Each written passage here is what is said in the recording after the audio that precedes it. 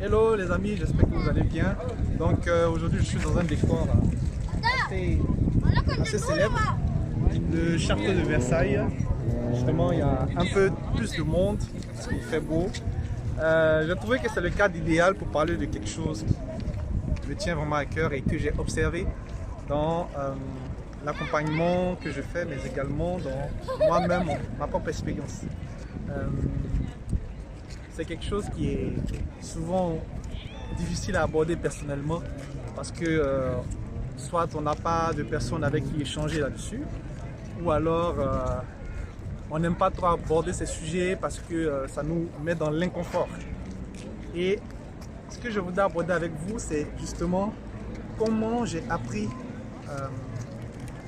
dans à la fois l'activité que je fais, mais aussi dans ma propre transformation personnelle, comment est-ce que j'ai appris à me libérer du regard des autres, à ne pas me comparer aux autres. Et ça, c'est très important pour les entrepreneurs que vous êtes ou pour des entrepreneurs en devenir que vous êtes. C'est très important d'éviter ou du moins de travailler sur ça.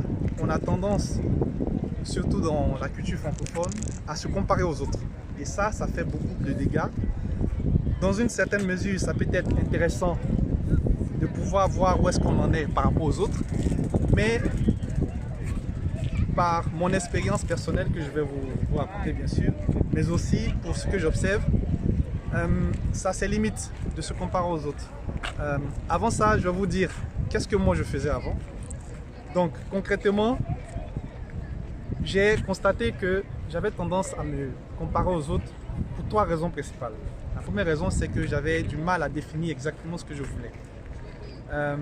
Définir ce qu'on veut, c'est-à-dire sa vision, qu'est-ce qu'on veut faire, comment est-ce qu'on se voit, qu'est-ce qu'on veut devenir, c'est hyper important pour éviter de rentrer dans des chemins qui nous font croire qu'il y a une seule manière d'arriver à nos objectifs. Donc la première chose que je n'avais pas vraiment formalisée, je pense, c'était de savoir ce que je voulais faire, ce que je voulais devenir. Et ça, c'est hyper important. Vous allez me demander comment le faire. D'abord, pourquoi le faire et qu'est-ce que cela engendre justement de ne pas le faire.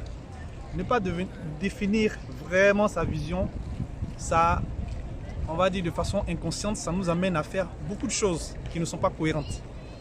Et ça nous amène à finalement courir derrière la nouveauté dans notre domaine. Ça nous emmène à penser qu'il faut faire comme les autres qui ont réussi.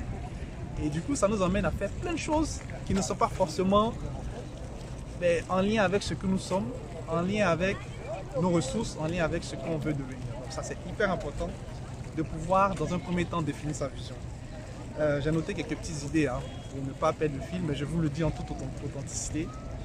La deuxième chose, c'est que, effectivement, avoir le sentiment d'imposteur qui engendre le manque de confiance, ça entraîne ce que j'appelle, on va dire, la tergiversation dans ce que je fais, dans ce que je faisais.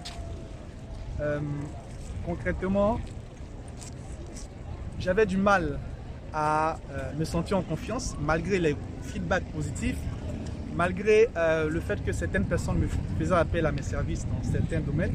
J'avais du mal à être en confiance avec tout ça. Parce que je ne prenais pas suffisamment en compte les feedbacks qui soient positifs ou négatifs. J'avais tendance justement à me focaliser sur les feedbacks négatifs pour alimenter ce sentiment d'imposteur.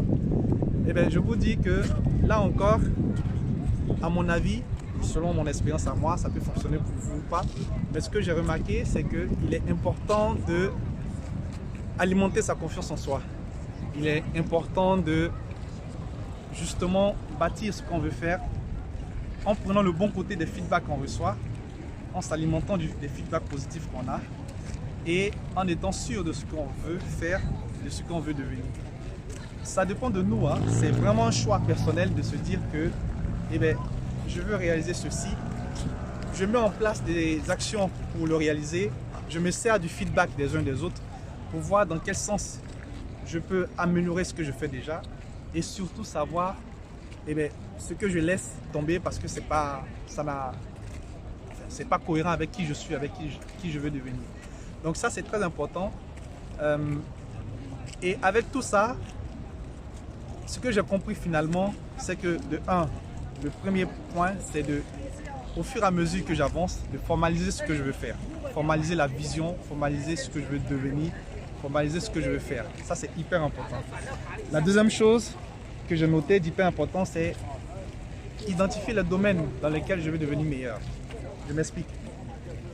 Peu importe le domaine d'activité dans lequel vous voulez exercer, peu importe le domaine d'activité dans lequel vous voulez développer une activité ou créer une activité, il y a certainement des compétences clés qu'il vous faut maîtriser.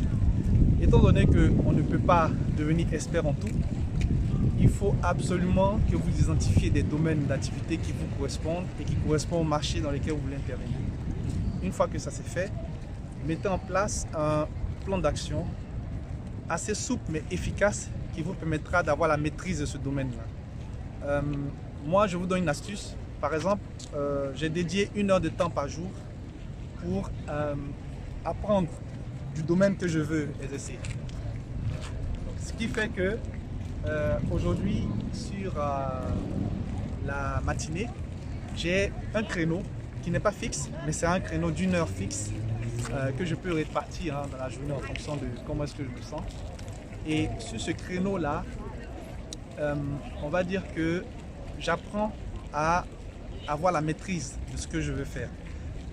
J'apprends à avoir la maîtrise des domaines dans lesquels je veux accompagner des gens sur la stratégie de l'entreprise, sur la technique de l'accompagnement que j'ai avec ces personnes-là. Et ça me permet du coup de pouvoir être plus en confiance quand j'aborde des problématiques parce que je suis déjà apprêté à ça et parce que je me forme en continu. Donc, je mets en place des alertes sur mon téléphone ou sur mon ordinateur pour justement avoir les meilleures techniques qui sont mises en place dans ce domaine et savoir si c'est des techniques que je peux apporter pour servir mes clients ou pas.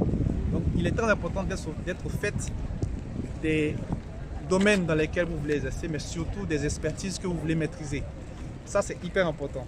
Et ce que j'ai écrit aussi, définir un plan d'action pour être meilleur. Ça, c'est hyper important. C'est important parce qu'on a tendance à se comparer facilement aux autres qui ont déjà réalisé ce qu'on veut faire.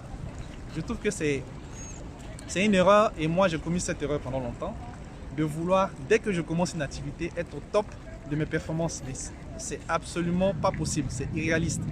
On a besoin d'un temps d'apprentissage pour être meilleur dans ce qu'on fait.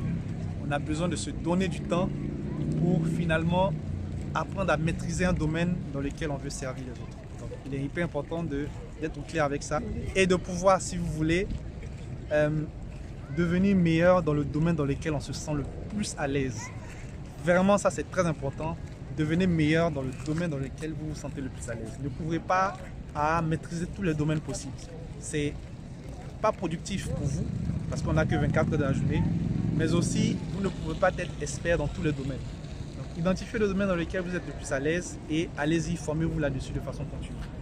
Alors, c'est ce petit partage que je vais faire avec vous. Ce qu'il faut retenir de cette vidéo, c'est très simple. Première chose, au fur et à mesure que vous avancez, construisez votre vision de domaine, des domaines dans lesquels vous voulez devenir meilleur, votre vision de qui vous voulez devenir.